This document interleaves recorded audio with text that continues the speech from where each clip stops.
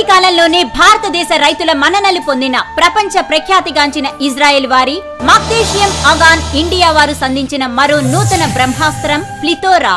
ప్లితోరా విస్తృత చర్య గల కీటకనాశిని. ఇది కీటకంపై రెండు విధాలుగా దాడి చేస్తుంది. కీటకం నాడీ వ్యవస్థపై ప్రభావం చూపి శాశ్వత పక్షవాతం వచ్చి తక్షణం మరణించేటట్లు చేస్తుంది. అలాగే కొన్ని కీటకాలపై కీటక చర్మం ఎదుగుదల లేకుండా చేసి 3 నుండి 4 రోజుల్లో నశింపచేస్తుంది. ప్రత్తి, మిరప, మినుము, పెసర, కంది మరియు కూరగాయల పంటలపై వచ్చు పచ్చపురుగు, లద్దె పురుగు, మారుక మచ్చల పురుగు, దాసరి పురుగు మొదలగు కాయతొలుచు పురుగులపై ఏకకాలంలో సమర్థవంతంగా పనిచేసి నివారిస్తుంది. వెనువెంటనే నష్టాన్ని నివారించి ప్లితోరా మొక్కకు పచ్చదనాన్ని ఇవ్వటంతో పాటు అధిక దిగుబడులకు దోహదం చేస్తుంది. ప్లితోరా వాడిన 2 నుండి 4 గంటల్లో కీటకం తినటం ఆపివేస్తుంది. ఎకరానికి 350 మిల్లీలీటర్లను 200 లీటర్ల నీటిలో కలిపి మొక్క అన్ని భాగాలు తడిచేటట్లు పిచికారీ చేయాలి.